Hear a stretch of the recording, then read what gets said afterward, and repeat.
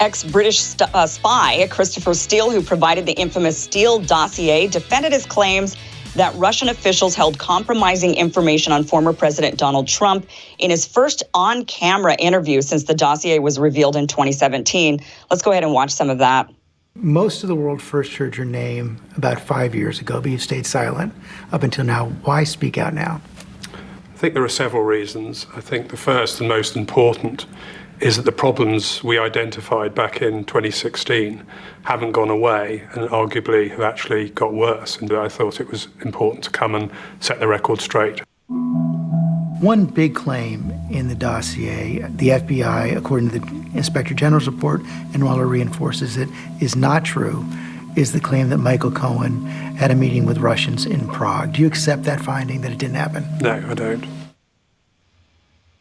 Well, the full documentary is set to air today on Hulu. Former White House Chief of Staff Mark Meadows responded to the news, tweeting, quote, "Christopher Steele's Russian collusion claims have been totally debunked, and yet the media airs them as if they're credible. Ridiculous," unquote.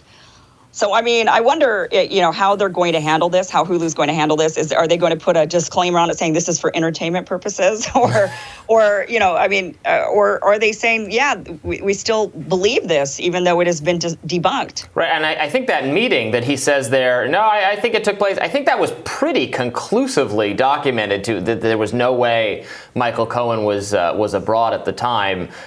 So it's pretty, it shows how, intelligence officials can just be so utterly devoted to their both their narrative and their sense of self-importance that they, even in the face of contradictory intelligence, nope, we had it right all along. Right. If Cohen went to that meeting, the U.S. government would be able to figure that out. And the U.S. government was deeply motivated in trying to figure that out. So the fact that they couldn't find evidence that it happened is extremely strong evidence that it did not happen. Now, obviously, the Russian government, loves to monkey around with elections all over the country, including elections in the United States. The U.S. government loves to monkey around in elections all over the country. And all over the world. And so, there is fertile ground here to plow if you want to go in that direction. But if you go too far, you just lose all your credibility. Yeah. Don't you think every country, though, it just seems to me like every country that has an invested interest in the outcome of an election, and any other country is going to try to sway it somehow, whether it just be purchasing of Facebook ads or whether it be trying to fund and fuel candidates of their choice. It just seems like this, I don't think it's just a Russia problem to the United States. I think there's a lot of actors, and some do it legitimately and in front of our faces with lobbying. Yeah, that's right. And in fact, Ted Kennedy in the early 1980s went to the Soviet Union trying to get the Soviet Union's help in throwing Reagan out of office in '84, saying look, you and I have aligned interests here. I don't like Reagan. You don't like Reagan.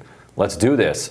In 1960, who was it? Nixon. Was it Brezhnev? Whoever was running the Soviet Union in 1960, did what they could for Kennedy because they thought Khrushchev. Right.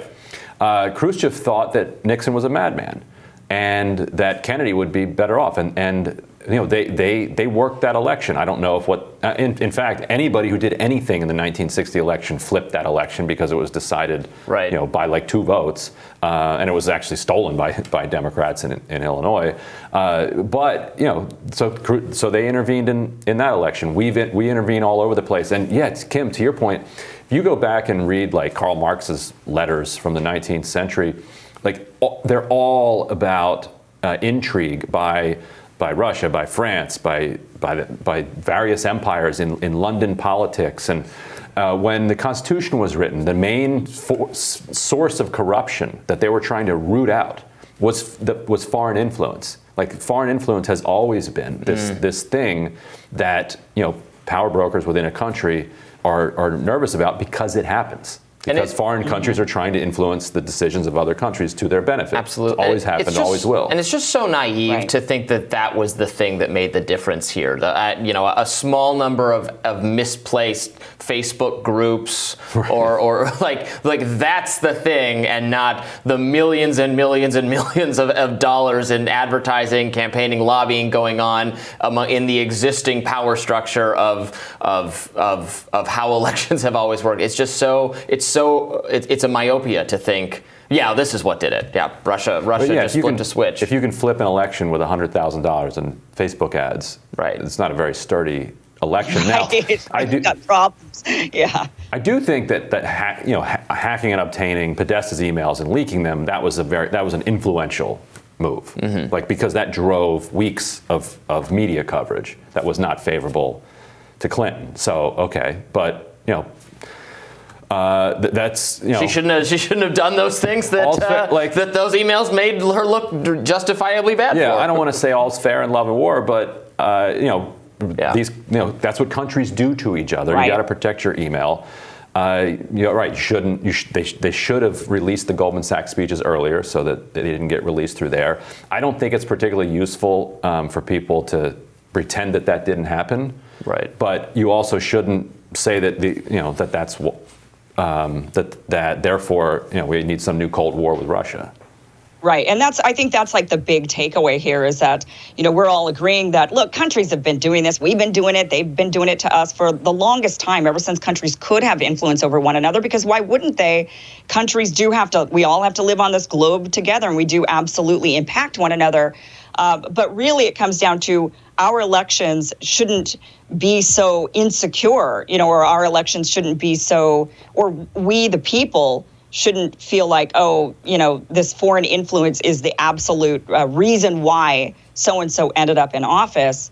And if we go down that direction, which clearly we've kind of gone down thus far, then I don't know where that ends. I mean, we're going to continue to sow that distrust in our elections when people keep pointing the finger at a foreign country and saying, well, this is the reason why this person is in office. Right. And also, Barack Obama was president at the time when Russia was doing this. If we don't want people in an adversarial fashion to be, trying to undermine our elections, we got to do better with our global diplomacy. Yeah, right. That's for sure. Anyway, we'll have more Rising right after this.